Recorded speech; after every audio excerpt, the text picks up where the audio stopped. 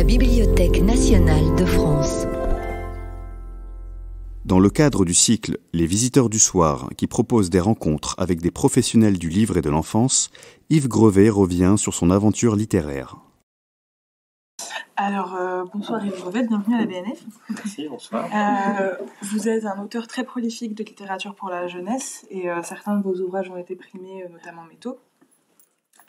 Le succès de cette série vous a permis de vous consacrer uniquement à l'écriture à partir de 2015. Nous allons revenir sur une partie de votre œuvre lors de cette séance des Visiteurs du Soir. Et on va commencer par nous intéresser à votre processus d'écriture. Donc d'abord, du coup, vous avez toujours écrit depuis l'enfance. Est-ce que vous pouvez nous dire pour qui vous écriviez et quels étaient vos thèmes de prédilection, de quoi ça parlait, tout ça? Au départ, on écrit pour soi, d'abord. On écrit...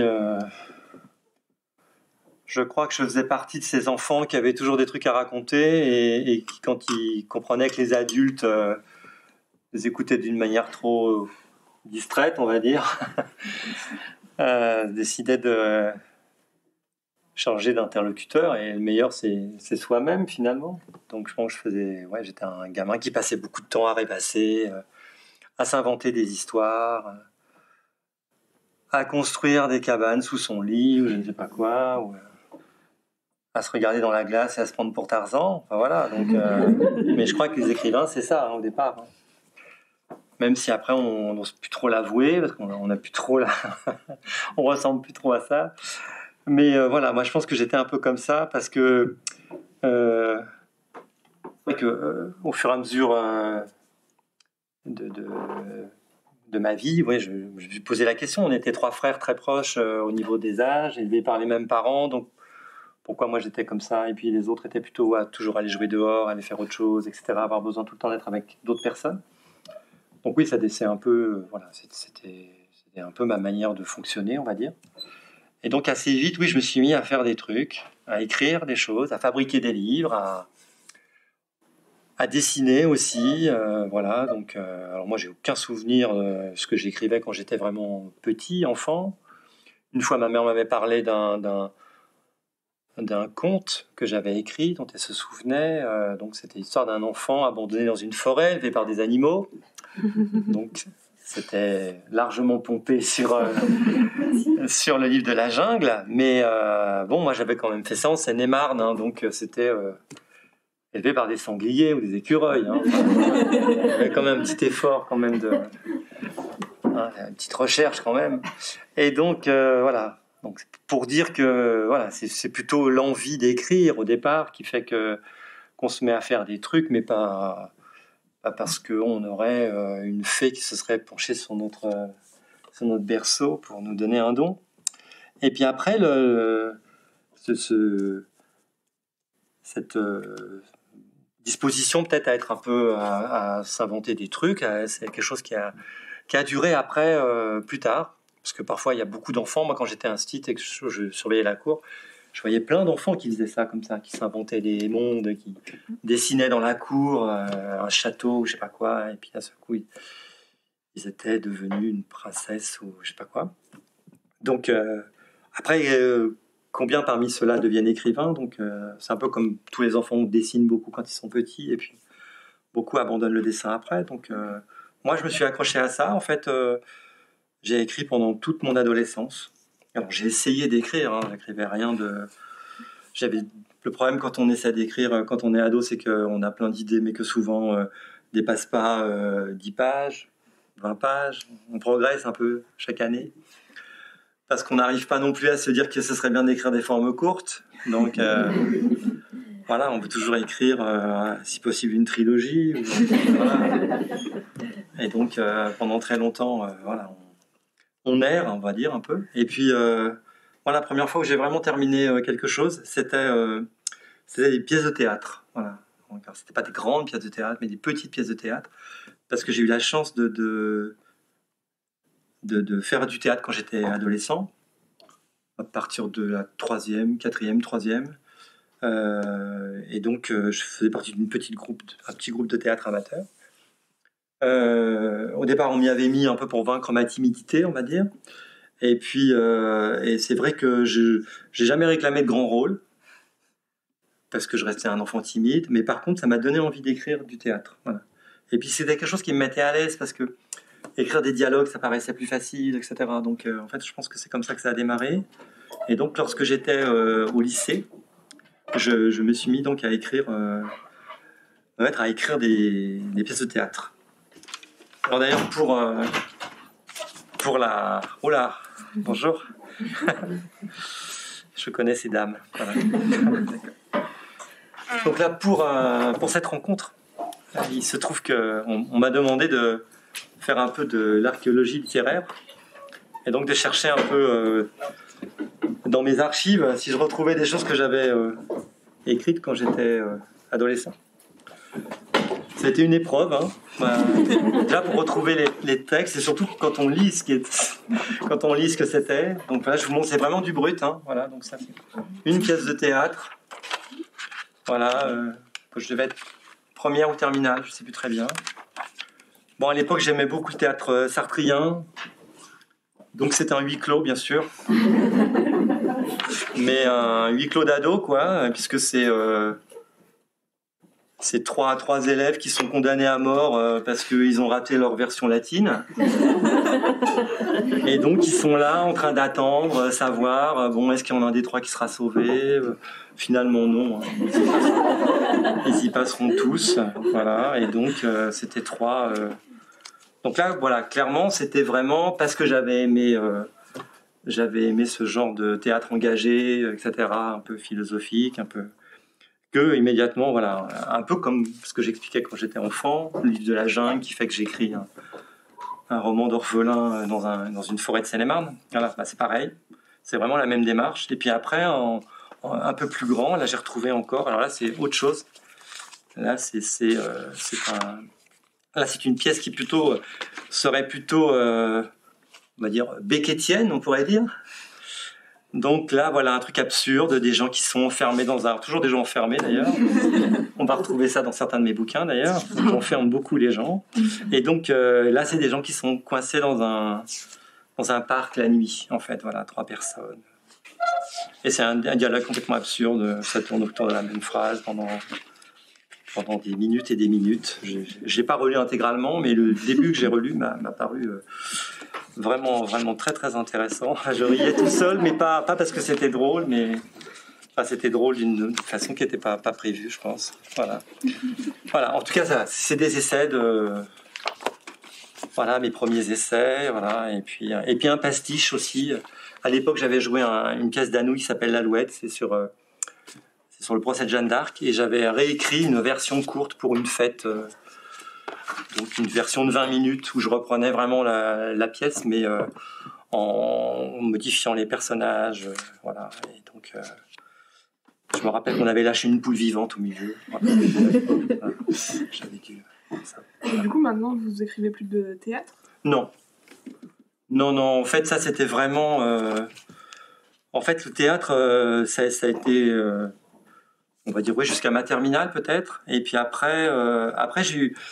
Comme je suis rentré à l'école normale d'Institut, j'ai eu la chance de gagner de l'argent en fait en étant étudiant. Et du coup, ma deuxième grosse vocation, c'était le voyage en fait quand j'étais adolescent. Je ne rêvais que de ça depuis que j'étais enfant, on va dire. Et puis là, j'ai eu un peu les moyens, donc tout mon budget passait là-dedans. Et donc alors, après, ce qui a pris le relais en fait, c'est des récits de voyage. Alors là, j'en ai des tonnes, on va dire des cahiers remplis et je me rappelais très bien que les gens qui voyageaient avec moi se plaignaient qu'à partir d'une certaine heure, je sois sur mes cahiers, que je sois pas avec eux pour aller boire des coups ou faire d'autres choses. Donc voilà, et cahiers de voyage, et en même temps, pas seulement des carnets de voyage, mais aussi là pour le coup des petites formes, on pourrait dire des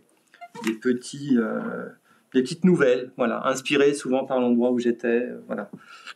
Donc il y a eu cette phase-là. Après, il y a eu la tentative de faire un vrai roman, entre guillemets, que j'ai réussi à boucler quand j'avais 25 ans. Donc un chef-d'œuvre inconnu. Alors là, j'avoue que là, j'ai vraiment pas Là, je crois que je sais où il est, dans mon garage, mais là, je me suis dit, ça va être trop violent, ne va pas le chercher. Donc, à l'époque, je me rappelais, il fallait faire des photocopies, tout ça, pour les envoyer, hein, donc j'ai fait ça. Et bah donc, j'ai tous les retours, hein, parce que personne n'en a voulu. J'ai retrouvé une lettre, d'Actes Sud, qui me disait que c'était bien, mais qu'ils n'en voulaient pas. Mais par contre, non, c'était sympa parce que c'était une vraie lettre, en fait. Voilà. Donc j'ai redécouvert ça, là, justement, en faisant mes recherches. Une vraie lettre où ils expliquaient quand même ce qui ne fonctionnait pas dans mon histoire. Et les choses qui leur avaient un peu plu et pas du tout. Et bon, ça m'avait quand même calmé pendant un certain temps. Je me suis remis à écrire pour moi, voilà, et je suis revenu après en littérature de jeunesse. On aura l'occasion peut-être d'en parler, mais le fait que je lisais beaucoup de littérature de jeunesse pour mes enfants, mais aussi pour mes élèves, et que je découvrais en littérature jeunesse vraiment des petites merveilles, en me disant que oui, je pourrais essayer d'écrire aussi des choses comme ça. L'avantage, c'était que ça pouvait être des formes plus courtes, là, pour le coup, et puis possible pour un institut d'écrire ça pendant ses grandes vacances, par exemple, tout simplement. Donc il y a aussi une raison quand on me demande des fois si c'est parce que j'ai eu des élèves que j'ai écrit pour eux. C'est parce que j'ai eu des vacances que j'ai écrit pour eux, je crois aussi. Voilà. D'accord. D'un point de vue plus pratique. Et du coup, quand vous étiez jeune, quel lecteur étiez-vous? Vous lisiez beaucoup, pas du tout, pas un petit peu, et quoi? Alors j'étais grand lecteur quand j'étais en primaire, et puis après, il y a un moment donné où je trouvais plus rien à lire, en fait. C'est-à-dire qu'à l'époque, hein, on remonte à des époques lointaines, la littérature jeunesse n'était pas aussi développée qu'aujourd'hui. En fait, c'était bibliothèque rose, bibliothèque verte, quoi. Donc une fois qu'on avait lu peut-être 15 épisodes des 6 compagnons de la Croix-Rousse, on commençait à voir un peu comment ça fonctionnait, hein, quand même. Et du coup, le 17e, on se disait, tiens, j'ai déjà lu ça, voilà. Est-ce que je ne l'ai pas déjà lu, etc. Donc, au bout d'un moment, voilà, j'ai un peu arrêté. Et là, ce que j'ai trouvé comme lecture, c'était la bande dessinée, en fait. J'avais la chance d'avoir un frère qui était passionné de bande dessinée, qui en achetait beaucoup, on empruntait aussi beaucoup. Et donc, il y a eu un moment bande dessinée, et après, j'ai raccroché à la lecture à partir de la 3e. Mais là, voilà, Camus, Sartre, voilà, Arabal, voilà, des trucs un peu plus sérieux, on va dire. Mais parce qu'il n'y avait pas toute cette littérature ado intéressante qu'on peut trouver aujourd'hui. Voilà. Okay. Et du coup, devenu adulte, qu'est-ce qui a changé dans votre processus d'écriture par rapport à quand vous étiez plus jeune? C'est-à-dire qu'à la base, c'est toujours la même chose, hein, c'est-à-dire que c'est toujours se dire qu'on va se bloquer des heures, des semaines pour produire quelque chose sans trop savoir si on va aller au bout, ni si ça ressemblera à quelque chose. Donc moi, mon processus n'a pas tellement changé, en fait. Depuis que je suis publié, quand même, j'espère avoir progressé aussi. Voilà. Oui. Mais après, moi, je pense que c'est pas tellement différent. Je pense que le fait d'avoir été publié, ça m'a surtout donné confiance, en fait. D'accord. Et ça m'a aussi permis de m'aventurer aussi sur des terrains sur lesquels j'aurais peut-être pas osé aller. Voilà. En fait, je pense que quand on écrit au départ, moi j'ai eu, quand je me suis mis à écrire en jeunesse, par exemple, au départ, je me disais qu'il fallait que j'écrive sur des choses que je connaissais, que je maîtrisais. Donc j'étais sur des romans plutôt réalistes, on va dire, parce qu'il fallait que je me sente quelque part légitime de pouvoir raconter certaines choses. Et puis finalement, en écrivant, parfois notre imagination nous emmène sur d'autres choses. Et puis on découvre qu'on écrit de la science-fiction, par exemple. Quand j'écris Métaux, je ne savais pas que ça se rangerait dans la science-fiction, par exemple. Donc après, voilà, j'étais auteur de science-fiction. Donc voilà, donc je me suis libéré après. Voilà, pourquoi pas écrire sur le clonage, pourquoi pas écrire sur autre chose. Mais voilà, c'est plutôt ça, je dirais. D'accord. Et vous avez dit dans une précédente interview que vous testiez vos écrits sur vos enfants et vos élèves. Mes élèves, non. Non, pas mes élèves. Non. Je sais pas pourquoi j'ai dit ça, mais non, mes élèves, non. Non, j'ai toujours séparé complètement les deux métiers, en fait, on pourrait dire. Et je ne crois pas avoir jamais lu quelque chose de moi à mes élèves. Voilà, je crois pas que je sais pas, c'est l'information qu'on a. Oui, mais c'est pas grave, on a dû déformer mes propos. mais mes enfants, ça m'est arrivé quand ils avaient l'âge, forcément, au lieu de leur lire un livre le soir, de tester une de mes histoires. Et quel est le retour que vous aviez du coup ? Ouais, c'est là où ça peut être violent. Parce que, voilà, déjà, est-ce qu'ils vont pas se mettre à jouer avec leur petite voiture d'un seul coup, quoi, hein ? Est-ce qu'ils vont rire au moment où on pense que c'est drôle ? Aussi, voilà, donc j'en ai testé pas tellement en fait, peut-être 3-4. Et puis après, non, finalement, je préférais qu'ils les lisent quand c'était terminé. Mais c'est vrai que c'était une manière... c'était avant d'être publié en fait que j'ai beaucoup testé ça. Beaucoup, où j'ai quand même testé un certain nombre de fois. Et voilà. Les élèves, c'était deux vies totalement différentes en fait. Mes élèves, au départ, ne savaient pas du tout que j'étais écrivain. Quand j'ai commencé à publier, de toute façon, c'était pas comme aujourd'hui. Il n'y avait pas... si on tapait Yves Grevet dans Google, on ne voyait pas ma tête. Donc, et puis à l'époque, c'était pas un réflexe que les gens avaient. Donc, non, au tout début, même, pour vous raconter une anecdote, une fois, il y a un gamin qui m'avait dit qu'il avait lu un livre... et l'auteur avait le même nom que moi. Et donc, c'était bien moi. Donc, je lui ai dit que c'était moi. Et que c'est moi qui avais mis ce livre dans la bibliothèque de l'école. Et en fait, il a eu du mal à me croire. Voilà. Je ne sais même pas d'ailleurs s'il a vraiment cru. Il a dû se dire, bon, c'est peut-être un mythomane. Je ne le connaissais pas ce jour. Et puis après, voilà, après ça s'est su après, voilà. Et après c'était. Mais franchement, mes élèves, même quand j'étais à mi-temps, parce qu'à un moment donné, je faisais les deux en parallèle et j'étais à mi-temps. Donc après métaux, là, j'ai pu être institut à mi-temps. Donc ils savaient que quand je n'étais pas là, ce que je faisais. D'ailleurs, des fois, ils se plaignaient en me disant, mais qu'est-ce que tu peux bien faire d'intéressant quand tu n'es pas avec nous ? Ouais, ça, c'est vrai. C'est une vraie question. Et donc, vraiment, s'il m'en parlait, s'il y avait quelqu'un qui m'en parlait 1 ou 2 fois dans l'année, c'était vraiment le maximum. D'accord. Voilà. Peut-être des parents qui voulaient failloter, qui des fois faisaient dédicacer un de mes livres. Ça m'est arrivé peut-être quelques fois. Je voyais bien que le gamin n'allait certainement pas le lire, mais bon, voilà. Mais, on peut dire que c'était quand même de l'ordre... c'était vraiment anecdotique, en fait. D'accord. Ouais. Et est-ce qu'aujourd'hui, vous avez moyen de tester vos écrits auprès d'un public adolescent ou... Non, je teste pas. Non. Je sais que j'ai plein de collègues qui font ça, qui ont des bêta-lecteurs, ils appellent ça, je crois. Non. Et mais moi, j'ai jamais fait un truc comme ça. Et depuis que j'aurais pu le faire, même avec j'avais 3 ados à un moment donné, maintenant c'est des adultes, donc j'aurais pu leur demander de lire, mais ça m'avait jamais vraiment venu à l'idée en fait de le faire. Non, les premières qui vont me lire, c'est mes éditrices, présentes là-bas. Mon épouse aussi, pendant un moment là. Maintenant, ça fait 3-4 bouquins que je ne lui fais plus lire. Je préfère qu'elle lise la bonne version, en fait, pas la première. Donc, je me suis dit maintenant, voilà. Je sais pas, ça me rassurait en fait qu'elle lise mes bouquins. Bon, après, elle a une certaine expérience parce qu'elle est documentaliste en collège, donc elle en lit beaucoup de littérature jeunesse. Donc, puis elle est assez exigeante.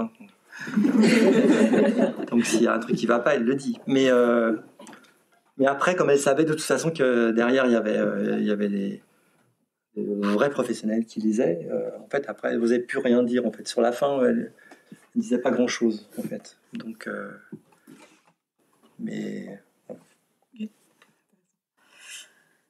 enfin pour compléter, parce que l'histoire des bêta-lecteurs là, en fait, ce que je me dis, c'est que quand j'écris en me mettant, parce que je me mets toujours dans la tête de ma narratrice ou de mon narrateur, donc des gens qui n'ont pas mon âge, qui peuvent avoir 10 ans ou 16 ans ou 17 ans ou 18 ans.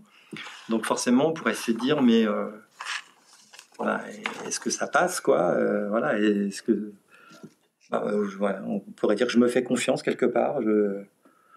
Je me dis que voilà, j'ai aussi été adolescent, donc. même si c'est lointain, voilà, et qu'après on est tous des humains aussi, donc on a tous la même manière, des manières qui peuvent être similaires de ressentir les choses, etc. Et puis que après, de toute façon, il y a des éditrices qui me diront si je suis à côté. Mais c'est vrai que jusqu'à maintenant, c'est pas une critique qui est remontée. Et est-ce que vous faisiez le lien avec votre propre adolescence, du coup ? Je m'inspire pas de mon adolescence parce que j'ai pas vécu de choses aussi intéressantes que mes héros. Mais parfois, il y a des choses où ça peut être... mais je m'en sers presque inconsciemment, en fait. Je me suis aperçu que, par exemple, il y avait un personnage de grand frère qui revenait, qui ressemblait quand même pas mal à mon grand frère, souvent dans les histoires. Mais c'est presque, on le découvre presque en lisant, après, en relisant ces textes, on va dire. Et puis bon, parfois j'ai eu, enfin je sais pas si on rentrera, il faut peut-être pas que je parle trop, mais si on rentrera peut-être dans le détail de certains, pour certains textes, oui, il m'est arrivé quand même de m'inspirer de choses assez précises. Nous allons vous proposer la lecture de quelques extraits. Bonne idée.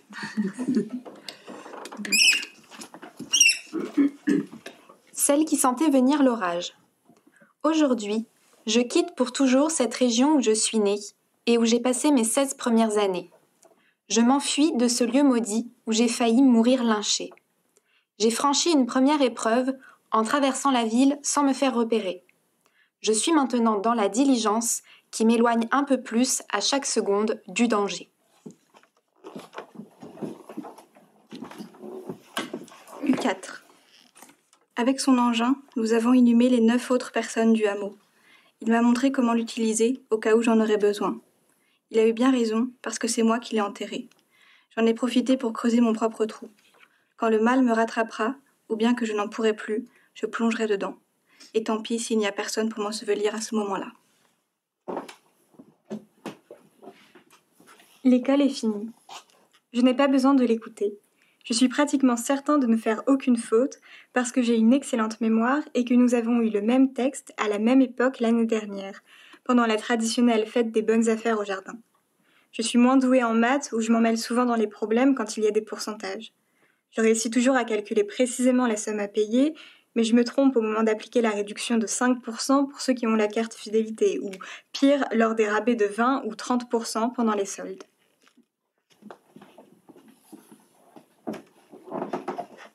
Nox. J'ai pris l'habitude d'écrire les yeux fermés, parce que ici l'énergie est rare et qu'on la garde pour la survie.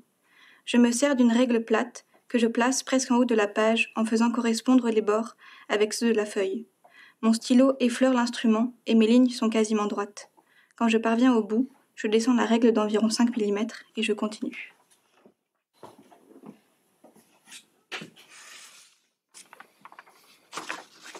Du coup, on remarque que vous utilisez toujours une narration à la première personne. Est-ce que du coup c'est un choix qui est lié au fait que vous vouliez vous mettre justement dans la tête d'un ado ou... En fait, c'est ce qui fonctionne le mieux avec moi. Et oui, j'ai toujours fait ça. Il y a une fois où je ne l'ai pas fait. C'est pour un livre très particulier qui est un livre bilingue, en fait. Enfin, un livre où...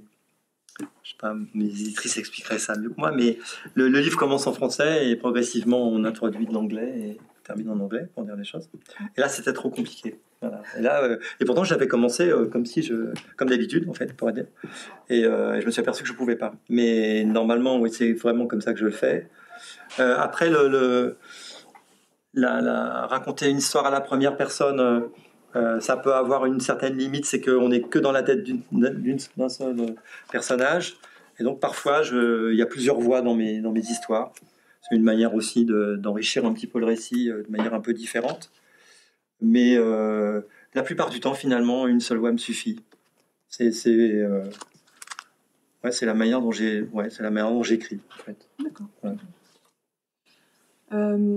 On voit que vous avez écrit des romans policiers, de science-fiction, historiques. Est-ce que vous avez un genre de prédilection et si oui, pour quelle raison? Alors, si on regarde ma biblio, on dira qu'il y a quand même beaucoup de science-fiction, quand même, ou de choses qui peuvent s'apparenter à de la science-fiction. Après, moi, je vois pas ça comme ça, en fait. Moi, il faut que j'ai une idée qui me plaise tellement que je vais m'investir dans un projet qui va prendre des semaines, des mois, des fois même des années. Et en fait, il faut juste que l'idée au départ, elle m'emmène vers quelque chose qui me tient à cœur. Et après, finalement, le genre dans lequel on va tomber, c'est pas tellement important. Mais est-ce que du coup, de s'orienter vers un genre, ça permet de mieux faire passer un message ou c'est... Oh, je crois pas. Enfin, je sais pas. Je dirais que c'est pas le but premier de toute façon quand j'écris, de faire passer des messages, j'apprends à dire les choses. C'est d'abord essayer d'écrire un récit qui tienne en haleine mes lecteurs et mes lectrices, quoi. Voilà, leur faire partager des sensations, des émotions, voilà. Moi, je pars de ça. Après, on écrit forcément avec ce qu'on est, donc avec nos valeurs, avec nos angoisses aussi, donc forcément il y a des choses qui passent, quoi. Donc des messages qui passent, des messages qui sont pas toujours... non, qui sont rarement prévus au départ. Je vais donner un exemple pour être précis, par exemple sur Métaux. Mais Métaux, c'est ce livre-là, donc. Donc Métaux, c'est un roman où, quand on en parle, en fait, quand les autres en parlent, ils me disent c'est un roman sur la désobéissance. C'est vrai, c'est un roman sur la désobéissance. Et d'ailleurs, il se termine... c'est comme si j'avais compris à la fin que j'avais écrit un roman sur la désobéissance, puisque la dernière phrase du 3e tome, c'est... maintenant, je sais qu'il faut parfois désobéir. Voilà, donc pour moi, c'est très clair. Donc, mais en fait, quand je commence à écrire cette histoire-là, je pars pas avec l'idée que je vais écrire une histoire sur la désobéissance. Je pars d'une scène dans ma tête, qui est ce dortoir, la nuit, soudain, un craquement, tout le monde a peur, parce que ça veut dire que des gens qu'on n'a pas le droit de regarder vont débarquer. Ils vont venir prendre un des enfants qui dort, un des adolescents qui dort. Et on ne le reverra jamais. Donc voilà, moi, c'est cette scène angoissante qui m'intéresse au départ. Et c'est à partir de là que je construis l'histoire. Alors forcément, vu l'ambiance de départ, oui, on se doute que ces enfants qui sont martyrisés ou qui sont enfermés vont finir par se libérer, quoi. Donc forcément, ça va parler aussi de désobéissance, forcément. Mais... au départ, c'est vraiment ça. Voilà. Okay. C'est vraiment une question d'ambiance. Ouais, enfin quelque chose, une première scène, ou des fois c'est pas la première, mais c'est une scène dans ma tête, ou une idée, ou chaque roman en fait a un peu son histoire en fait, si on dirait, chaque roman a son inspiration particulière. En fait, d'accord. Mais ça part jamais de l'idée de je vais écrire un roman écologique par exemple, écologiste même. Quand j'écris ça bleu en fait, non. Par rapport à l'extrait dont vous venez nous parler, on l'a sélectionné et je propose de le lire, si vous voulez. Tu peux mettre la slide. C'est pas celle-là, encore plus long. Non. Donc celle avec la BD. Oui. Crac. Le bruit est à peine audible, mais il réveille tout le monde. Les respirations sont coupées. On attend dans un silence angoissant. Il est 5 ou 6 heures du matin. On sent poindre le jour à travers l'oculus. Soudain, Servius chuchote. « C'est Quintus !»« Non, c'est pas moi !» répond l'autre comme si on l'injuriait. « Taisez-vous tous !» gronde Claudius. « Taisez-vous ou ils vont venir. Allez, tout le monde dort. Espérons que ça ne se verra pas. » 1 heure plus tard, le moment est venu de se lever. Chacun se redresse et descend lentement de son lit, puis en fait le tour en pinçant délicatement avec son pouce et son index les fines planches qui l'entourent. La plupart du temps, ce geste quotidien est presque un plaisir. En l'accomplissant, on s'assure que tout va bien. Ce matin, c'est différent. Un lit a craqué pendant la nuit. Un de nous est en danger et vit peut-être ses dernières heures dans la maison. « C'est Quintus !» La phrase est partie comme une flèche. Mais cette fois, on ne sait pas qui l'a prononcée. Quintus est assis par terre, la tête entre les mains. Tous les enfants passent près de lui. Certains lui touchent l'épaule en signe d'affection. Les autres osent à peine le regarder. Marius pleure bruyamment. Donc par rapport à cet extrait et dans plusieurs de vos ouvrages, il y a quand même un environnement assez violent et assez sombre. Comment, selon vous, les adolescents perçoivent cette violence ? Je pense que ça les univers très sombres comme ça, c'est des univers qui sont attirants. Moi, c'est aussi des univers qui m'attirent en tant que lecteur. Après, heureusement, on va mettre beaucoup de d'humanité dedans. On va mettre de l'espoir. Voilà. Ne meurent pas tous à la fin. Hein. Donc, heureusement. Et même d'ailleurs, moi, mes héros ne meurent jamais. C'est une sorte de contrat tacite que j'ai avec moi-même quand j'écris un bouquin. C'est-à-dire et avec mes lecteurs. C'est-à-dire que voilà, mon héros, mon héroïne survivra de toute façon.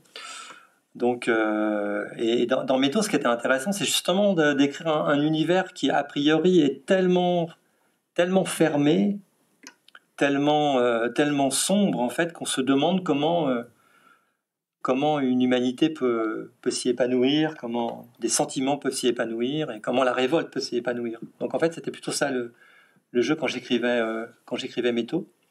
Et c'est le cas dans d'autres histoires. Voilà, la scène du 4, la première scène du 4 que vous avez lue, là, quand ils se servent d'une pelleteuse à godet de chez Kiloutou pour creuser des tombes.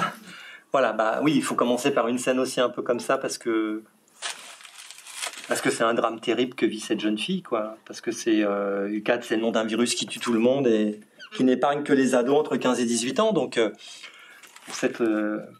pour cette jeune fille, c'est le monde s'est arrêté, quoi. D'ailleurs, au début du livre, elle se demande si, oui, elle va pas se jeter dans un trou et attendre que la mort arrive, quoi. Donc, oui. Donc, il faut aussi être réaliste dans ce qu'on raconte. Si on veut vraiment aller au bout de ce qu'on raconte, il faut pas édulcorer ce qu'on raconte.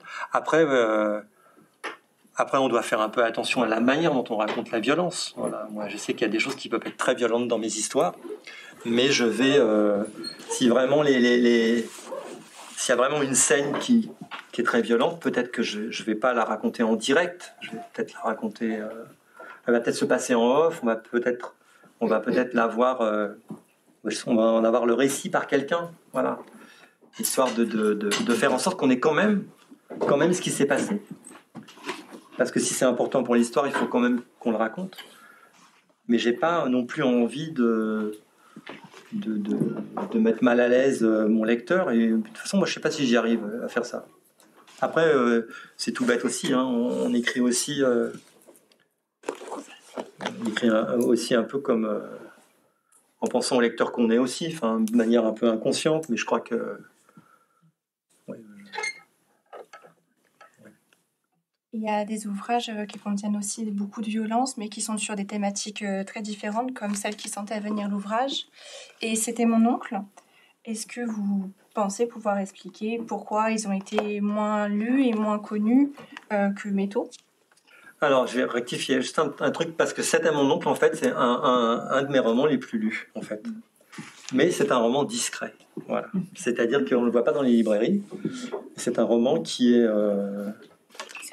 est pas mal lu dans les collèges. Et il y a des profs qui, chaque année, le commandent pour leurs élèves ou les font acheter à leurs élèves. Et je fais des rencontres autour de C'était mon oncle, qui est un roman, le premier roman que j'ai publié chez Syros. C'était en 2006. Et donc, ça commence à faire vraiment loin. Et j'ai encore fait des rencontres. C'était hier matin, je crois. Je ne me trompe pas. Donc voilà, c'est pour ou avant-hier, peut-être avant-hier plutôt. Voilà, donc c'est pour dire que et C'était mon oncle.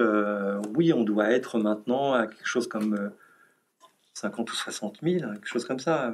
Donc chaque année, et ça c'est pas mal. Il y a beaucoup d'auteurs qui aimeraient bien avoir vendu certains de leurs livres à ce niveau-là, et moi j'aimerais bien avoir vendu tous mes livres à ce niveau-là. Donc pour celui-là, en tout cas, je dirais que voilà, c'est un roman qui n'a jamais été très visible, mais qui a réussi à s'installer, en fait, on pourrait dire, depuis des années. Alors par contre, c'est vrai que pour celles qui sentaient lire leur âge, j'en ai vendu quelques milliers d'exemplaires. Si on compare avec U4 qui est sorti 4 ou 5 mois plus tard, forcément j'en ai vendu 10 ou 20 fois plus, forcément, ou peut-être plus encore. Forcément, là, c'est différent. Mais après, ça c'est quelque chose qui nous échappe totalement. Ce qui est important, c'est que j'ai eu autant de plaisir à écrire les deux, en fait. Et que je tenais absolument à écrire celles qui sentaient venir leur âge. C'est vraiment un sujet que je traînais depuis très très très longtemps. Alors, pour expliquer ce que c'est que celle qui sentait venir l'orage, c'est l'histoire d'une jeune fille. On a lu là, le début, cette jeune fille qui fuit, là. Donc, ça se passe en Italie à la fin du 19e siècle, à une époque où beaucoup de scientifiques croyaient qu'on pouvait reconnaître les criminels au trait de leur visage. Ça s'appelle la physiognonomie, je crois que ça s'appelait, de mémoire. Et donc, il y avait des tas de théoriciens qui disaient, voilà, si vous avez les yeux écartés comme ça, le front comme ça, etc., bah, potentiellement, vous êtes quand même plus un criminel. Et donc, ce qu'il faisait pour documenter ça, pour prouver ça, en fait, pour prouver, si on peut dire, ça, il photographiait des gens, et donc, à la fin du livre d'un théoricien dont je m'inspire, qui s'appelle Lombroso, Lombroso qui était vraiment une sommité, qui a inventé un peu même les débuts de la criminologie, on pourrait dire. Donc Lombroso, lui, à la fin de ses ouvrages, il mettait des planches photographiques où il y avait des dizaines de jeunes filles, par exemple. Et en bas, il y avait marqué « voleuse italienne », où il y avait marqué « criminelle allemande », où il y avait marqué « prostituée russe ». Voilà. Je crois que c'était les 3 planches que j'avais vues. Et alors, quand on regardait ces femmes, on se disait qu'on ne voyait pas très bien en quoi elles se ressemblaient, on va dire. Mais lui, il avait décidé que c'était comme ça, et donc il essayait de prouver. Et moi, j'ai vraiment lu ses bouquins sur Gallica, hein, j'ai vraiment essayé de comprendre. Et alors, on voit bien le côté tordu du truc, parce que il avait vraiment une méthode scientifique. C'est ça qui paraît incroyable. Donc, dans l'introduction, il annonce ce qu'il va découvrir. Après, on a tout le corpus où il essaie de démontrer. Et là, il est honnête, il a dit qu'il n'arrive pas vraiment à démontrer les choses. Et en conclusion, il dit qu'il a démontré. Voilà. C'est comme si le schéma, il y a un truc qui bug à un moment donné. De la même manière qu'il pensait que les femmes étaient des êtres faibles, et donc il prouvait qu'elles étaient vraiment faibles. Et donc il essayait de prouver, voilà, les criminels résistent mieux à la douleur. Donc il envoyait de l'électricité à des gens pour voir si les prisonniers criaient plus fort que les autres. Enfin voilà. Donc, mais c'était scientifique, hein, parce qu'il essayait de voir, il avait des tableaux pour vérifier tout ça. Et donc voilà, je suis parti là-dessus parce que, pour revenir à celle qui sentait venir l'orage, c'est parce que j'ai découvert, en fait, quand j'étais à l'école normale d'Instit, donc j'avais 20 ans à l'époque, j'ai découvert justement les travaux de Lombroso. C'était notre prof de psychopédagogie qui nous avait fait rapidement une sorte de cours sur l'histoire de la psychologie et qui avait parlé de ça. Et il nous avait montré ces fameuses planches photographiques. Et moi, ça m'est resté vraiment en tête, ça m'avait vraiment marqué ce truc. Et je m'étais dit, un jour, je raconterai l'histoire d'une de ces filles. Voilà.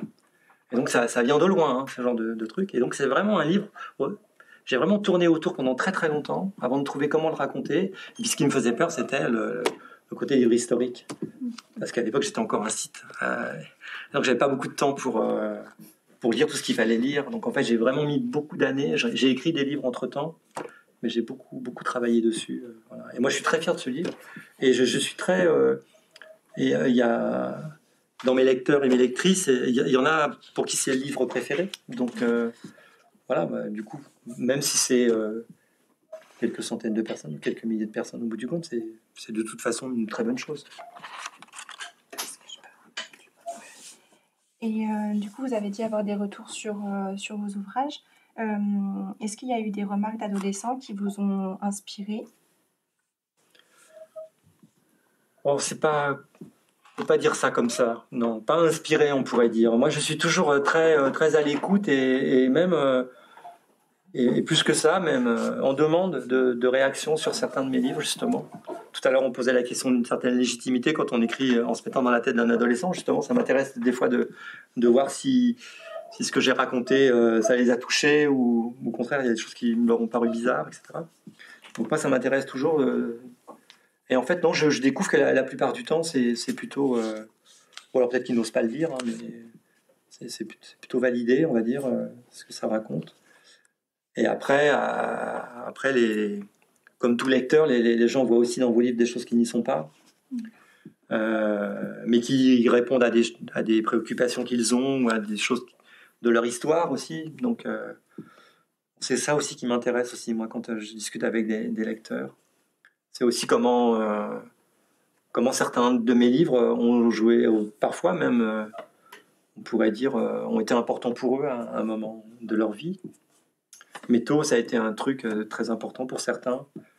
Une fois, j'avais une étudiante qui m'avait raconté qu'elle avait vécu vraiment un cauchemar. Elle était harcelée pendant des années. Et elle me disait, pour tenir le coup, je lisais Métaux. Donc, il s'en était sorti, j'allais m'en sortir. Donc ça, c'est des trucs, voilà, on ne sait pas quand on écrit ça que ça peut avoir cette puissance. Après, on le sait parce que comme on est lecteur, nous, on a aussi eu des livres comme ça qui nous ont marqués, révélés, voilà. Donc forcément, c'est plutôt ça, moi, qui m'intéresse de savoir. Et comment, du coup, ces retours se font? On est à l'ère du numérique, mais comment est-ce que vous communiquez avec...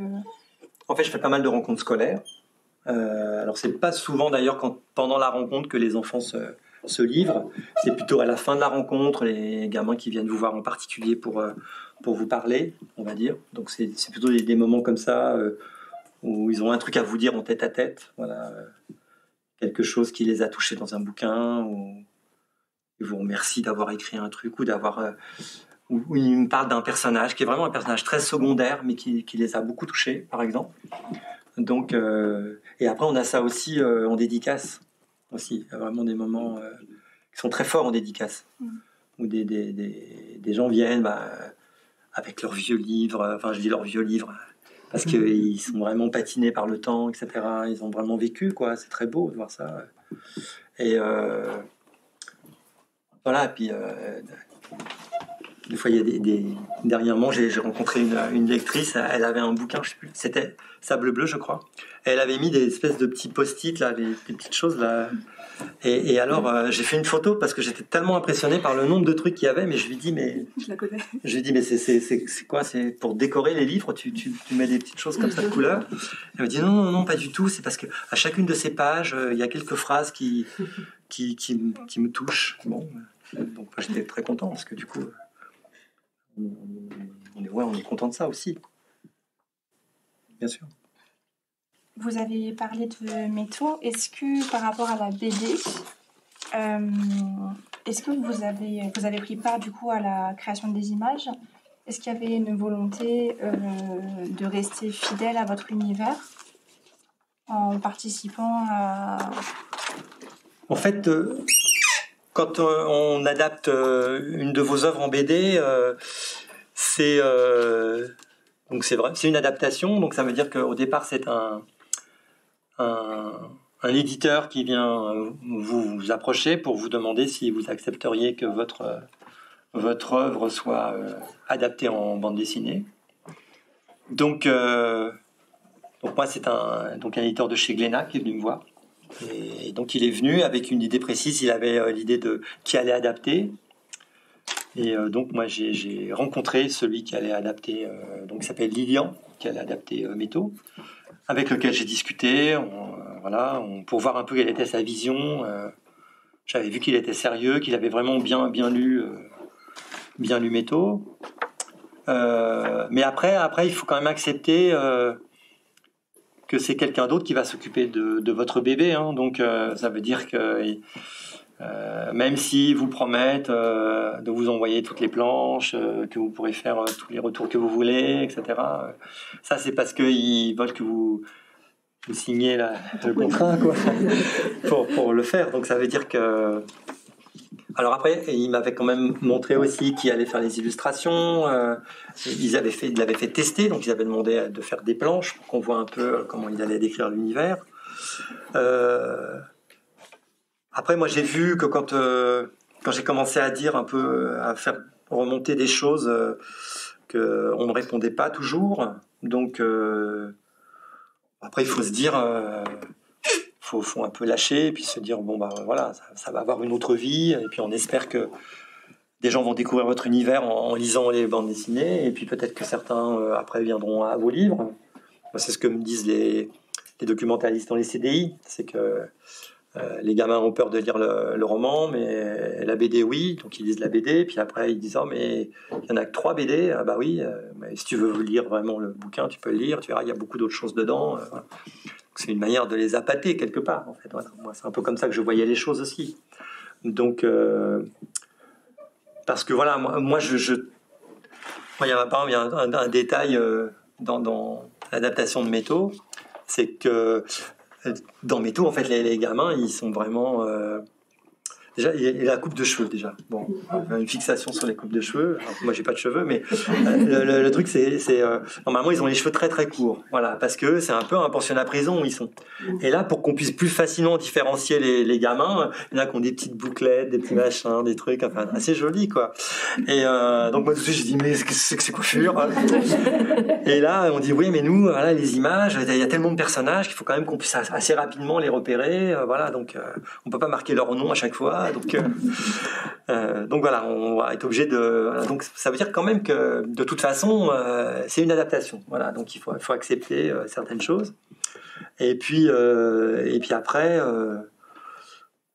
voilà, moi j'ai lu avec intérêt ce qu'ils avaient fait, et voilà, avec à la fois des passages qui me plaisent bien, et puis d'autres fois où je trouvais où ils avaient fait un peu des raccourcis qui n'étaient pas tellement heureux. Enfin voilà, donc quand même à la fin des 3 tomes, de l'adaptation des 3 tomes de Métaux, une certaine frustration. Voilà, j'étais très content des couvertures, mais pas totalement de la manière dont ça avait été raconté, on pourrait dire quand même. Surtout sur le 3e, enfin, 2e et 3e. Mais c'est normal, c'est un gros bouquin. Il aurait fallu en faire 10 ou 12, et voilà, c'est pas le projet, donc il faut accepter ça aussi. Et c'est aussi pour ça qu'après, les trois en dessous, Ursina, Nestorius et Joe, là, je suis au scénario. Voilà. Donc, parce que l'éditeur de chez Glénat m'a demandé d'autres textes, parce qu'il voulait continuer à développer l'univers de Métaux. Et moi, je lui ai dit, c'est possible, mais dans ces cas-là, j'écris vraiment les scénarios. Donc, vu que j'écris des nouvelles, d'abord, et puis après, j'ai adapté mes nouvelles. Comme ça, il n'y avait pas à couper dedans, il n'y avait pas à faire de choix. Voilà, j'ai écrit des textes courts, et après je me suis lancé dans le case par case, voilà, et en disant bien d'ailleurs aux dessinateurs que s'ils avaient des idées, des choses à me proposer, etc. J'étais tout à fait ouvert voilà, il fallait pas qu'ils restent enfermés dans ce que j'avais dit, mais donc certains, voilà, m'ont demandé de. Il y en a un qui m'a demandé, parce que là ça se voit pas, parce que la couverture est faite par Thomas Eresman, mais à l'intérieur, c'est pas Thomas qui a dessiné. Donc, c'est les Nestorius, Ursina et Joe, c'est 3 dessinateurs différents. Et certains m'ont demandé de leur envoyer juste la nouvelle, mais en lui demandant de valider toutes les planches, et qui respecterait absolument ce que je dirais. Et puis, d'autres m'a demandé au contraire d'avoir vraiment le truc le plus précis possible pour pouvoir s'en écarter éventuellement. Donc, et une autre pareil. Ouais, il y en avait 2 qui m'ont demandé d'avoir quelque chose de très précis. Voilà, ils voulaient que je fasse le travail en fait, mais avoir après la possibilité peut-être de faire des choses dedans. Mais oui, moi j'avais envie d'avoir la maîtrise en fait pour dire les choses, parce que là j'en avais la possibilité. Voilà, c'est pas une adaptation, c'est moi qui l'ai fait. Du coup, selon vous, vous avez déjà un petit peu répondu, mais quels sont les apports vraiment de la bande dessinée par rapport au roman? C'est juste qu'on va proposer un médium différent, quoi. Voilà, c'est simplement... ça va peut-être pas toucher les mêmes personnes, donc c'est intéressant. Puis moi, j'aime bien la BD, donc pourquoi pas, en fait. Voilà, pourquoi pas. Moi, ça m'a beaucoup plu à faire. Bon, après, je me suis remis au roman, et je pense pas que je vais en refaire tout de suite, mais sur le coup, quand même... C'était pour moi une sorte de défi quand même, quelque part, de faire ça. J'avais un peu peur de la réaction des dessinateurs, même de l'éditeur à qui j'ai envoyé ça, parce qu'au début, il n'était pas tellement sûr que j'étais capable de le faire. Donc, je lui avais dit, t'es éditeur, tu verras bien, si ça ne te plaît pas, tu me diras. Ou tu me diras comment faire. Voilà. Et donc, voilà. Donc j'ai fait, et puis finalement, ça s'est très bien passé. Donc, après, le projet de... Il faudrait resituer le projet Ursina Nestorius Joe dans... C'est un projet qui est un peu différent, parce que en fait, ce qui s'est passé, c'est que c'est un projet en fait qu'on a mené au départ avec Glénat et Syros aussi. Voilà. Parce qu'il y a un livre que vous n'avez pas là devant vous, mais vous pouvez pas tout avoir, mais qui est donc le dernier Métaux, qui s'appelle Zone Noire. Et en fait, voilà, très bien. Voilà. Bonne réaction. Et donc, est-ce que tu pourrais me le prêter juste quelques instants? Merci. Voilà. Et donc, donc en zone noire en fait. Donc ça se passe 3 ans après la trilogie. Donc on retrouve Métaux comme personnage central ici. Et puis si on regarde les personnages qui sont dessinés derrière, on va retrouver Nestorius, Ursina et Joe. Donc dont on pourrait remettre les BD. Voilà, les 3 qu'on a ici là, on les retrouve dessus. Fait que là on a une aventure totalement inédite de Métaux, dans laquelle on va retrouver des personnages de la trilogie, mais on va aussi découvrir, si on commence en lisant ce livre-là, on va découvrir donc 3 personnages qui sont donc Ursina, Joe et Nestorius, et on peut découvrir leur passé, leur destin, etc., en lisant les BD. Donc en fait, c'est aussi l'idée d'avoir fait une sorte de projet un peu différent, un peu nouveau quelque part, où on décline en fait une grosse histoire, on pourrait dire, dans 2 médias différents, avec 2 éditeurs différents. Voilà. Et bon, moi, ce que j'espère, c'est que certains feront l'expérience justement d'avoir envie, peut-être après avoir lu Zone Noire, de se plonger dans les BD, et à l'inverse peut-être aussi de se plonger dans Zone Noire après. En ayant lu les BD, en se disant s'il y a moyen de savoir ce que va devenir Nestorius quelques années après, ce serait une bonne idée. Voilà. Donc ça, c'est le dernier gros projet que j'ai fait avec Cyrose et Glénat. Voilà. Donc je voulais expliquer aussi que c'était un peu particulier. On va vous lire maintenant un court extrait de U4. S'il vous plaît, les filles. C'est un nouvel extrait alors. Oui. De Corridouane. Oui. Je me lève et invite mon cousin, absorbé par ce spectacle macabre, à me suivre. Le gars derrière nous est parvenu à allumer son feu. Il lance des sortes d'incantations dont je ne saisis pas le détail. Il attrape maintenant l'enfant inanimé sous les bras et le brandit au-dessus du feu. Ce doit être sa petite sœur. Elle paraît âgée de 7 ou 8 ans. Son décès doit être récent car son visage est intact. Elle ne porte qu'un pyjama de coton. Elle aura survécu plus longtemps que les autres, car je n'ai pas croisé de jeune de moins de 15 ans en vie depuis plusieurs semaines. Max s'est levé et s'approche. Je le retiens. J'imagine l'état de détresse dans lequel doit se trouver ce gars pour avoir décidé de la brûler sur un bûcher. Cela rappelle le rituel de la crémation en Inde, ou les pratiques des Celtes des temps anciens. On raconte que cela permet à l'âme de s'échapper du corps et de rejoindre le ciel. Max se dégage pour foncer sur le jeune type. Je me précipite pour l'empêcher de troubler cette cérémonie que je ne me sens pas le droit de juger. Et là, soudain, c'est comme un électrochoc qui secoue tout mon corps. Je croise, durant une fraction de seconde, le visage de l'enfant qui grimace d'effroi. Max a bousculé le gars qui vacille sur ses jambes et a saisi la petite fille. L'autre ne la lâche pas. Ils sont tous 2 pris d'une folie furieuse et la petite risque d'être littéralement écartelée. Sans réfléchir, je me glisse derrière le fou, colle le canon de mon pistolet sur sa nuque et appuie sur la détente. Il est cloué sur place quelques secondes avant de s'affaisser en pivotant. Avec le plat du pied, je propulse son corps, tête la première dans les flammes. L'enfant serre le cou de Max, presque à l'étouffer. Nous nous hâtons vers l'escalier, alors que 2 ados se sont arrêtés sur le pont pour assister à la scène. En haut des marches, nous nous dirigeons vers l'île de la Cité. À notre approche, nos spectateurs s'enfuient, parce qu'ils ont peur que je m'en prenne à eux aussi. Max marche vite. Je hurle pour qu'il s'arrête. Il ne répond à mon ordre que lorsqu'il a atteint le milieu du pont. Encore une scène réjouissante. On parlait de la violence, justement. Donc voilà, on a choisi cet extrait pour introduire vos thèmes et vos univers qui sont souvent assez violents. Et aujourd'hui, selon vous, qu'est-ce qui constitue une menace pour les adolescents ? Moi, la menace, je la vois plutôt dans le contrôle qu'on exerce sur eux, en fait, je dirais, dans leur téléphone. Ce serait plutôt ça, la menace, ouais. Tous ces dangers qui n'existaient pas de manière aussi violente, voilà. Ces gamines qui se suicident parce qu'elles ont été rejetées sur les réseaux sociaux, des choses comme ça, c'est ça, moi, qui me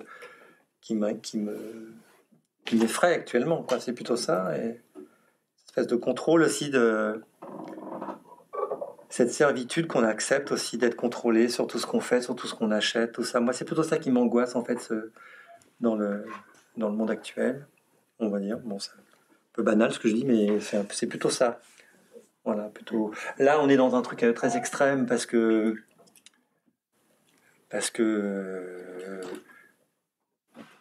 dans U4, forcément, certains avaient perdu la raison, etc. Donc, il fallait qu'il y ait ça. Et puis après, c'est une scène qui est hyper importante, cette scène-là, parce que quelques secondes après, c'est la rencontre de Corridon et de Jules.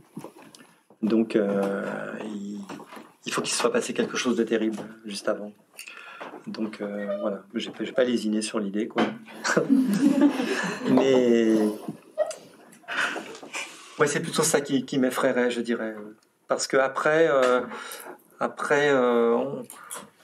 on déforme beaucoup ce qui se passe. Dernièrement, je disais des statistiques sur la violence. En fait, on n'arrête pas de nous dire que ça augmente, alors que finalement, c'est le contraire. En fait, les faits de violence n'ont pas arrêté de baisser depuis des années. C'était beaucoup plus violent quand j'étais adolescent, par exemple. Et la vie était beaucoup plus violente. Et moi, je m'en aperçois parce que je sais que quand j'étais adolescent, par exemple, j'avais parfois vraiment peur de prendre les transports quand je rentrais chez moi dans ma banlieue. Parce que il m'était arrivé plusieurs fois de me faire courser ou de prendre des coups. Et là, bon, mes fils prennent les mêmes transports en commun, etc. Alors pas exactement les mêmes, mais à 40 ans d'écart. Et bon, ça ne veut pas dire qu'il n'aurait jamais rien arrivé, mais c'est pas la même angoisse qu'on pouvait avoir. Donc, et en même temps, voilà, on nous fait croire qu'il faudrait qu'on se protège tout le temps, qu'il faudrait qu'on soit contrôlé, qu'on accepte constamment plus de sécurité pour moins de liberté, etc. Bon. Ça, c'est des choses qui sont ressorties, moi, dans certains de mes bouquins. Dans Sable Bleu, par exemple, où c'est une société qui est obligée de se passer de certaines choses modernes, en fait, on va dire. Et les gens, finalement, se comportent assez bien. Et puis, j'avais beaucoup développé ça dans le groupe, par exemple, voilà, sur ça. Dans vos romans également, le monde qui est légué par les adultes n'est pas vraiment idéal. Les adultes sont plutôt défaillants ou absents même. Comment est-ce qu'aujourd'hui vous percevez les adultes dans notre société ? Alors après, il faut quand même dire les choses. Quand on écrit pour ados, c'est bien de se débarrasser des adultes. Hein. Donc c'est pour ça qu'il y a tant d'orphelins dans la littérature jeunesse aussi. Hein. C'est pour ça que dans U4, bon... on a préféré se débarrasser des adultes. Voilà. Et donc... et puis après, oui... moi, j'aime bien que mes héros soient un peu seuls contre le monde, quoi. C'est aussi pour ça qu'ils ont des parents qui sont défaillants ou absents. Ouais, donc c'est comme ça que je vois ça. Après, est-ce que c'est pour ça que j'ai une vision du monde particulièrement négative sur les adultes aujourd'hui ? Bon, il y a sans doute des générations qui ont fait des erreurs, mais après c'est beaucoup plus compliqué que ça finalement, parce que moi j'ai pas l'impression parce que moi je suis un boomer, ce qu'on appelle, voilà. Donc là aujourd'hui on dirait il faudrait prendre 4 fois l'avion dans toute sa vie. Alors moi, comme je vous disais, quand j'ai commencé à gagner un peu d'argent, je prenais l'avion je ne sais pas combien de fois dans l'année, hein, on va dire, peut-être une dizaine de fois avec les vols intérieurs, pas à l'étranger je parle. Donc voilà, c'est pas du tout... donc oui, on pourrait dire que je suis responsable d'une partie du malheur de la planète, mais en fait, voilà, on n'en avait absolument pas conscience, ou alors oui, voilà, donc je sais pas, il n'y a pas de faute à rejeter sur qui que ce soit. Non, je pense que c'est plutôt une manière aussi de... Comme je le disais, plutôt, c'est une manière de recentrer ces histoires sur ces personnages, sur ces adolescents. On va parler de votre dernier titre, Un extraterrestre dans ma peau, bien. Qui fait partie d'une collection d'ouvrages. Est-ce que c'est une commande de l'éditeur ou est-ce que vous avez choisi de participer à cette collection vous-même ? Chez Syros, on m'impose rien. Hein. Il faut dire, c'est pas parce qu'elles sont là, mais non, mais c'est pas du tout dans cet esprit-là du tout que les choses se passent. En fait, tout à l'heure, je parlais d'un livre que j'avais fait pour une collection bilingue, hein, pour Tiptong, hein, qui est une collection pour apprendre une langue étrangère de manière naturelle. Enfin, je sais mal l'expliquer à chaque fois, mais bon, voilà. Et donc, en fait, c'est parce qu'au départ, quand j'ai découvert qu'il y avait ça chez Syros, j'ai lu ça avec énormément d'intérêt en me disant c'est un truc que je serais incapable de faire. Et puis finalement, à un moment donné, en discutant avec mes éditrices, elles cherchaient justement parce qu'au départ, elles avaient commencé par discuter plutôt pour le collège. Et donc là, on essayait de descendre en âge, en fait. Et comme moi, j'enseignais l'anglais aussi dans ma classe quand j'étais instit, donc je voyais bien un peu le niveau qu'il fallait, etc. Donc ça m'a donné envie, en fait. C'est plutôt dans ce sens-là que ça s'est fait, quoi. Voilà. Après, c'est comme un petit défi que je m'étais lancé. Et après, je savais aussi que forcément, il y avait une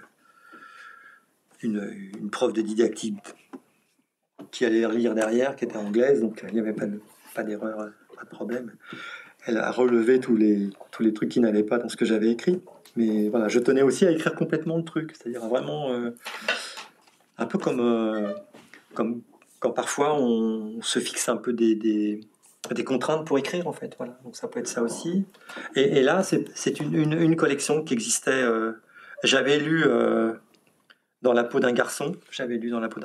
Et j'avais des copines qui travaillaient dans la peau d'un prof, aussi, de ma prof. Et donc oui, voilà.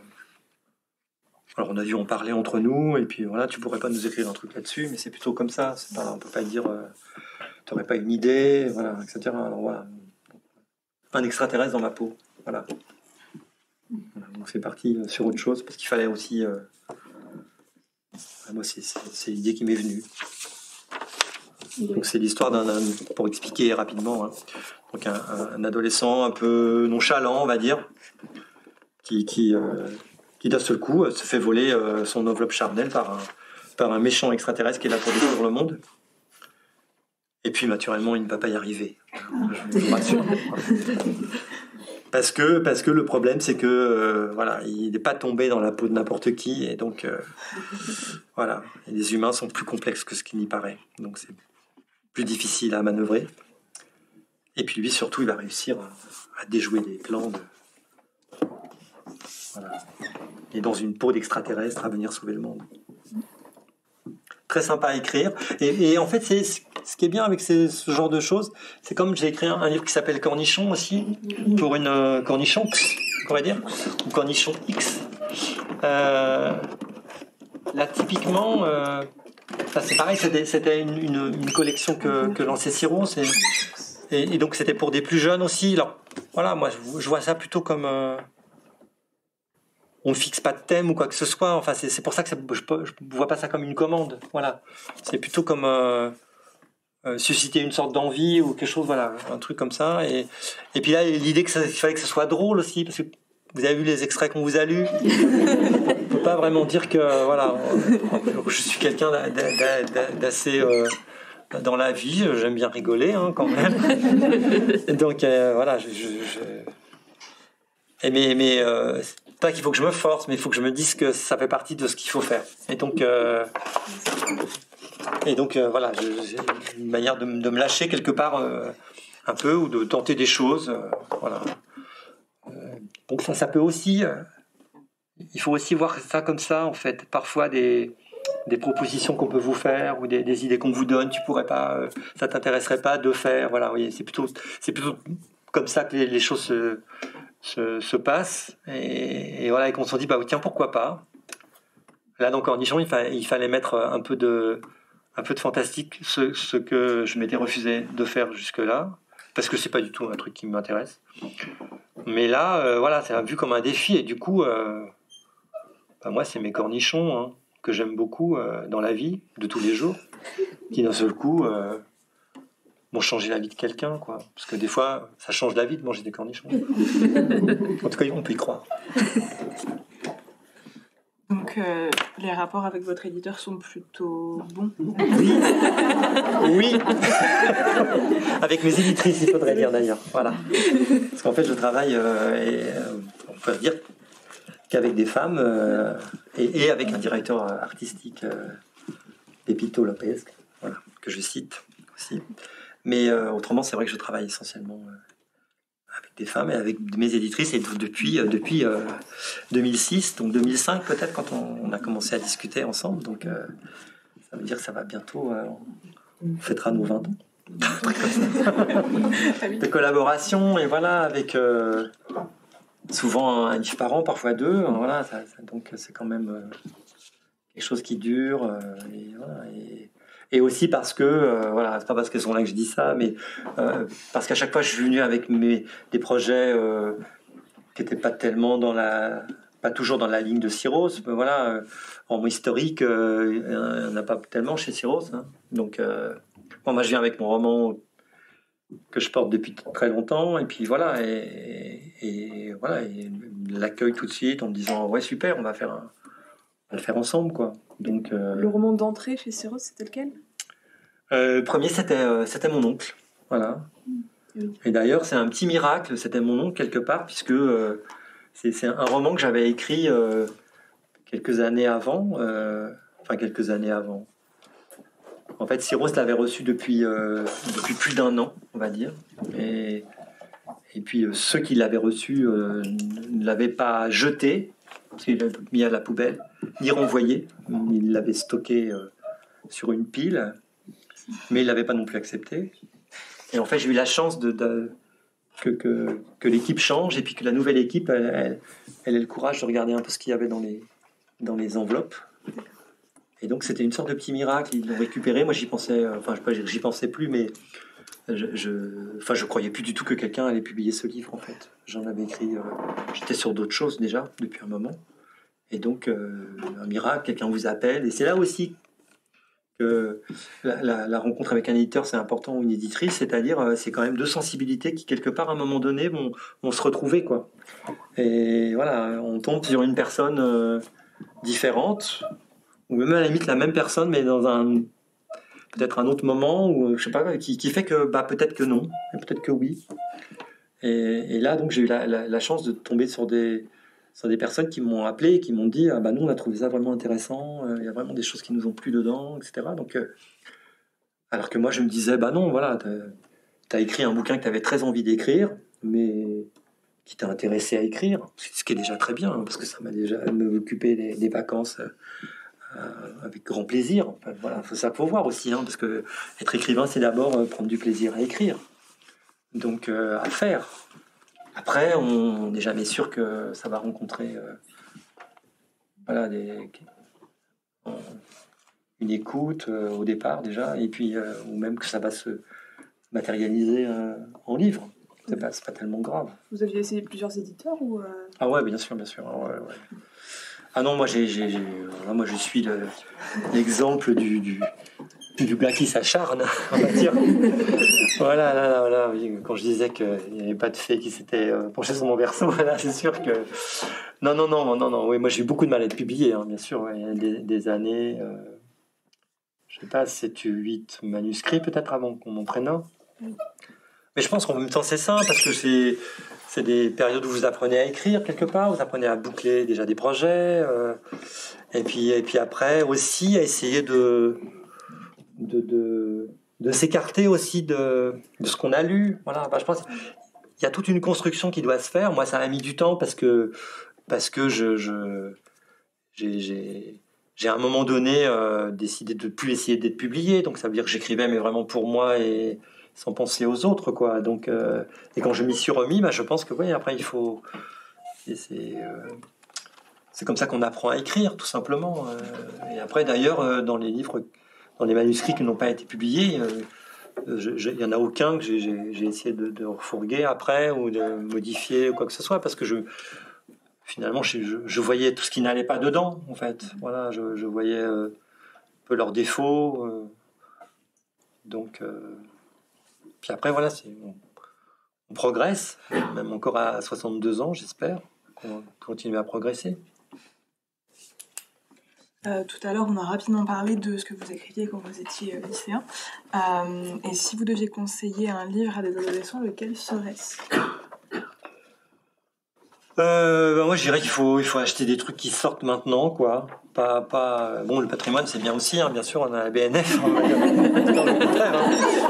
Mais c'est bien d'acheter des livres qui sortent. Moi, je vais citer peut-être deux livres que j'ai lus dernièrement. Alors là, il y en a un, là, et j'ai plus le titre, mais c'est un des derniers. Je dis un des derniers parce qu'il en écrit beaucoup, de Ty-Mark Le Tan. Je sais pas si ça peut vous revenir, une sorte de poussière dedans, je sais plus, non, enfin bon, c'est un roman, un western en fait, et vraiment très bien. Voilà. Alors, dommage pour Ty-Mark, il me pardonnera, mais en plus je crois qu'on capte pas ici, donc sinon j'aurais pu le chercher, mais j'ai l'impression que tout à l'heure j'ai essayé de voir et je crois qu'on capte rien du tout. Et sinon je vais citer, alors là, encore que je faillote, mais parce que un roman qui m'a beaucoup plu chez Syros dernièrement, qui s'appelle Grand Passage de Stéphanie Leclerc, que je conseille à tous les gens que je croise là, dès que je rencontre des libraires. Je dis tu connais ça, non tu connais pas ça, comment ça tu connais pas ça. Donc voilà, vraiment quelqu'un à suivre. Voilà. Oui, je pense qu'il faut. C'est bien aussi de. Voilà, il y a des gens. Aujourd'hui aussi, qui essaie aussi de vivre de ça aussi, donc c'est bien de s'encourager. Je dis ça comme si... Voilà. Et pour finir, on va vous demander si on pourrait avoir l'exclusivité d'un futur projet ou non. Oui, je peux vous dire sur quoi je travaille en ce moment, mais ça reste des projets. Là, je travaille actuellement sur un livre qui sera pas en jeunesse. Donc ça veut dire que là, j'ai pas d'éditeur. Je sais même pas si au bout du compte il sortira. Hein, donc, mais je travaille sur j'allais dire un pur livre d'espionnage, puisque ça se passe dans les années 60 à Berlin. Voilà, des destins qui se croisent sur une semaine autour du mur. Donc voilà, ça c'est le travail actuel. Voilà. Sur lequel j'ai travaillé encore ce matin, même juste avant de venir dans un café, là, avant de rentrer. Donc voilà, c'est ça surtout qui m'occupe actuellement. Pourquoi en adulte et pas en jeunesse cette fois-ci ? Parce que je pense que l'espionnage, c'est trop référencé quelque part. Et je pense que c'est difficile pour ados. Voilà. Moi, j'en ai fait un roman d'espionnage chez Syros, que j'aime beaucoup, et les ados qui l'ont lu, en fait, en général, on l'ont trouvé très bien, mais on a eu du mal, quelque part, on avait du mal à le vendre. Moi j'ai senti ça de la part des prescripteurs, curieusement. C'est-à-dire que les prescripteurs me disaient « il est super ton roman, mais je ne sais pas qui le conseiller, etc. » Comme s'il y avait... comme si je n'avais pas fait le boulot correctement. Voilà, non, mais c'est quelque chose qui me... Et pourtant, des gens que j'apprécie par ailleurs, hein, donc... j'ai l'impression que quand on dit roman d'espionnage, on se dit oh là là, ça veut dire que c'est de l'historique, mais en même temps c'est un peu psychologique, en même temps il y a de la manipulation, il y a des trucs, enfin il y a toute une image peut-être qui se fait autour de ça qui fait que on peut en faire, mais dans Métaux par exemple. Dans Métaux il y a de l'espionnage, mais parce qu'on est quelque chose où il n'y aura pas de référence puisqu'on crée un monde et c'est dans ce monde-là que on est dans le futur, on est dans je sais pas quoi, on est dans un univers parallèle et il peut y avoir des histoires d'espions, etc. Et je crois que quand on veut vraiment ancrer ça dans une vraie réalité historique, je crois que c'est compliqué en fait à faire. Voilà. Et comme moi j'avais vraiment envie de faire un truc vraiment historique, en me disant voilà comme ça tu te poses pas de questions. En même temps, je vous dis je sais même pas s'il sortira. Moi, je suis très très heureux de ce que j'écris. Donc déjà, c'est la première chose qui est importante. Et voilà, ça me plaît beaucoup ce que j'écris.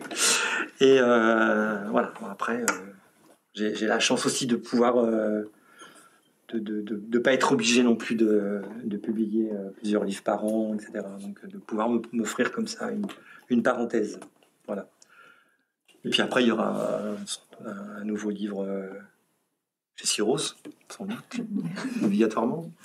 Mais voilà, pour l'instant, je sais pas. Voilà. Quelques notes par-ci, par-là, mais un projet à la suite, quoi. Voilà. Merci beaucoup d'avoir répondu à nos questions. Avec plaisir. D'avoir écouté très bien. nos lectures d'extraits. Bravo. Merci à